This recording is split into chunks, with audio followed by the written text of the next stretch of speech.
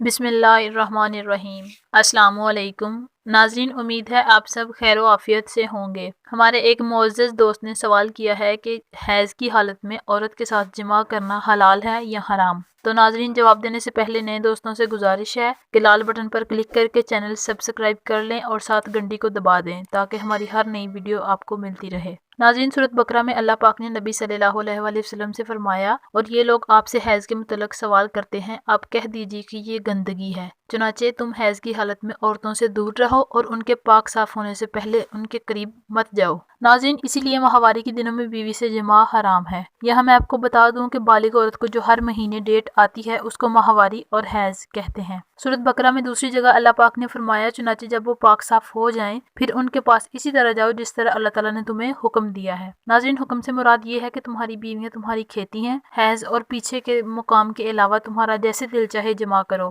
یہ حلال ہے۔ رسول کریم صلی اللہ علیہ وآلہ وسلم نے فرمایا، جو شخص حیض والی عورت سے جماع کرے یا بیوی کی پخانہ والی جگہ کو استعمال کرے یا نجومی کے پاس جائے تو اس نے محمد صلی اللہ علیہ وآلہ وسلم پر نازل کردہ دین کے ساتھ کفر کیا۔ میں لڑکیوں سے کہنا چاہوں گی کہ اپنے شوہر کو ایسا نہ کرنے دیں ورنہ آپ بھی گنہگار ہوں گی، اور اگر شوہر زبردستی کرتا ہے تو پھر صرف شوہر ہی گنہگار ہوگا۔ مرد حضرات سے کہوں گی کہ یہ غلطی اپنی بیوی سے کبھی مت کریں، آپ کی یہ غلطی بیوی کے دل میں آپ کے لیے نفرت پیدا کرے گی۔ ہو سکتا ہے بیوی شرم سے یا مجبور ہو کر چپ رہے، لیکن وہ آپ کو کبھی بھی ایک اچھا انسان نہیں سمجھے گی، کیونکہ یہ گندی حرکت فطرت اور دین کے خلاف ہے۔ اللہ پاک ہمیں عمل کی توفیق عطا فرمائے۔ ناظرین، ویڈیو کو لائک شیئر کریں اور کمنٹ میں آمین ضرور لکھیں۔ شکریہ۔